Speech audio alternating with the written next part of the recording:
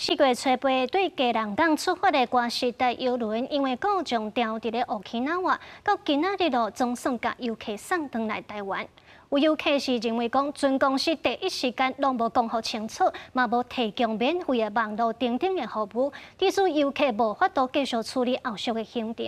有消保团体都提醒游客，爱保留契约和相关证据，订订后续才有法度讨赔偿。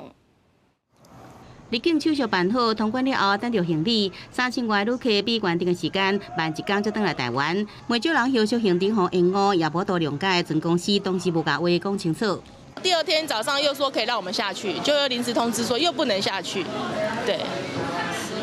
对啊，我女儿今天还要考试就都没有办法参加。有洗肾的啊，或是那个慢性药已经吃完的。对，那因为当下虽然说可能船上有一些船医啊，或是医业务室，但老实说，一般游客也对这个比较不了解，就会变成更是乱成一团。很多事情，今天比如说要接小孩或什么，对，可是他都没有说可以给你免费的 WiFi 或什么让你联系，我甚至于打卫星电话都打不通。 西北由贵人出发的哥斯达3轮2号行程中途挖坑，那霸周环岛原定11返来台湾，其实因为故障慢1天，花上行程也求水。船公司已经提供每一位旅客50块美金船顶消费金额，另外，予旅客若是坐下一转行程，会使拄100块美金。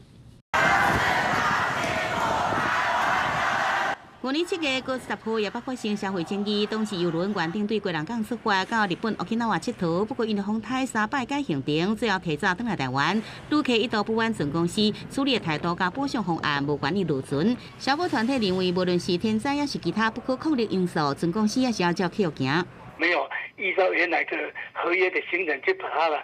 全部走完，那这样也是不对的，不可抗拒的一些意外的天然的一些因素，用这种理由来